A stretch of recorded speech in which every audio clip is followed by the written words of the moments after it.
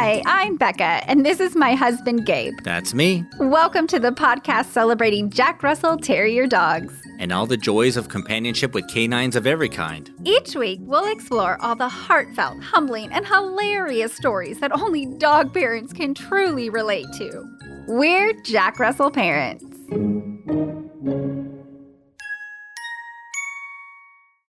Howdy, puppy parents. You know what one of my favorite parts of the fall season is? Pumpkins.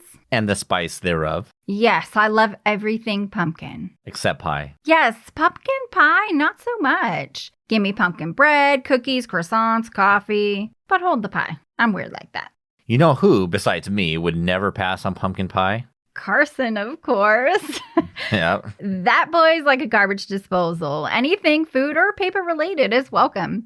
Lots of dogs are that way, of course, but not everything they get their little jaws on is good for them. Even human foods. Right. So now that we're drowning in pumpkin, our fuzzy babies are going to win in on the action. But should they eat pumpkin? Is it safe? Carson hopes so. Well, he's in luck because he can get his pumpkin on too. But we need to be careful because not every pumpkin product is okay. So today we're going to discuss 5 different types of pumpkin and which ones are okay for them. But before we do, disclaimer, always consult your vet before adding anything to your pet's diet. Even healthy things are not healthy for everyone, including pups. So the first of the 5 pumpkin types is decorative pumpkins. Many look small and round, but they're not toys, and dogs often think that they are. Carson, that's a no touch. No touch. So between the stem, the rind, the seeds, decorations like paint and googly eyes, even the staleness, there's a lot of things about raw decorative pumpkins that can hurt your pup's tummy. So be wise with their placement if your dog is a curious chewer of all things new. Put pumpkins up high on shelves, tables, counters, or outside where your dog doesn't roam unsupervised, just in case. So we recently visited Sweet Berry Farms in Marble Falls and brought home a few cute pumpkins. And Carson was instantly interested. He was like, mine? Yeah. Mine? So those little pumpkins and in a gourd, I got a gourd too, they became a centerpiece up high on the kitchen table where he could not reach them. The second type of pumpkin is canned pumpkin. Canned pumpkin can come in a variety of types and quality, but remember, not all human food is okay for dogs, so find the cans that say no added sugar, salt, or spices. Just pumpkin.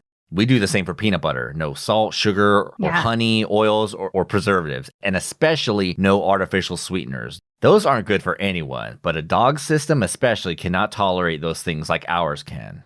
We've mixed in some organic, purely pumpkin puree to Carson's food before, and he thought that was a real treat. Yes. Number 3 type of pumpkin is powdered pumpkin. Powdered pumpkin can be added as a food topper to add flavor or extra fiber. But remember, too much sugar, salt, spices, and even too much fiber can be bad for your fur baby. So in moderation, and especially be aware of artificial sweeteners. Read all the ingredients, y'all. Number 4, pumpkin processed for humans. I think we've covered the no-nos in human food enough, especially those artificial sweeteners. Check the ingredients and sodium and sugar levels of all your favorite pumpkin-flavored delights to see if they're okay for your dogs, especially if your fuzzy friend is anything like ours, because we can't eat anything without breaking them off a piece. Paying a puppy tax, I call it. Raw pumpkin seeds are a definite no. Roasted pumpkin seeds, on the other hand, without excess salt or spices, in moderation, can be okay for most dogs. Yeah, and speaking of pumpkin processed for humans and all those delicious, wonderful treats that are out there right now, just this morning we had pumpkin madeleines with our coffee, and Carson sat right next to me on the couch and did his little begging chipmunk. And that's real hard to resist. So he did have a tiny little chunk of pumpkin madeleine. Which is okay, because they're not overly sweet. They're very mild, and there's no, frosting on the top. They're so good. And the last type of pumpkin is pumpkin specifically processed for dogs. In celebration of the holidays, many dog food and treat companies incorporate pumpkin flavor into their lines. If it's a dog food, then it's probably safe to assume that it's okay for your dog. Treats, remember, should be treats, as in a dessert, as in not to be consumed all day, every day. I think I need to post that on the fridge for myself. Yeah. Right now at this holiday season. Not a treat if you're having it every hour on the hour. As we just ate a Madeleine for breakfast. Okay, moving on. If your dog struggles with their weight, do like we do and break treats into many small pieces. And we've tried lots of different kinds of treats, even holiday flavored things like pumpkin and apple cinnamon. But Carson's favorite has always been, and apparently will always be, plain old peanut butter. He's not very festive. No, I guess not. Oh, by the way, shout out to Buddy Biscuits, Carson's absolute favorite treats. The closest treats to homemade. They're made with only a handful of all natural, wholesome ingredients. Not a paid advertisement, folks. Carson just wanted to give you all some love. Props to you. So as you celebrate the fall season, be sure to include your pups in the celebration too by eating pumpkin responsibly. See you later, pumpkin-loving puppy parents.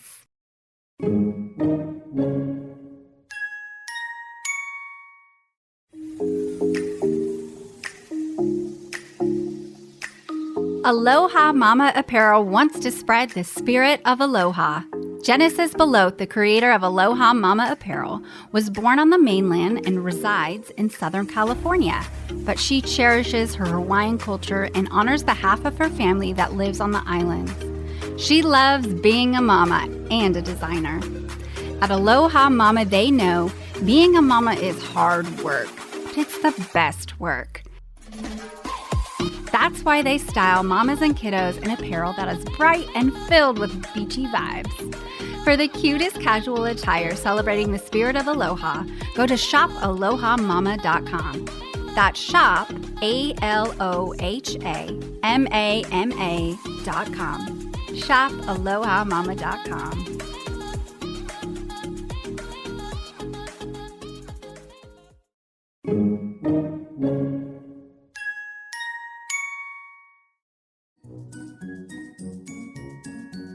Did you enjoy this episode? Did you learn from the content?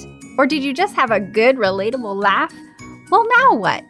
It's time to subscribe, follow, keep listening, and give a positive review on the Apple Podcast app. Then share the podcast with other puppy parents. This will allow us to connect you and your friends with fun, dog-loving content week after week. Until next time, this is Becca and Gabe, the Jack Russell parents. Say bye, Carson. We'd love to connect with you online at jackrussellparents.com or on Instagram, Facebook, and Twitter at JRT Podcasts. That's at JRT for Jack Russell Terrier Podcast. The Jack Russell Parents Podcast is produced by Earball Audio. Jack Russell Parents is brought to you in part by Super Chewer. From the makers of BarkBox, Super Chewer is a themed monthly delivery of toys and treats made especially for dogs who play harder and demand a challenge.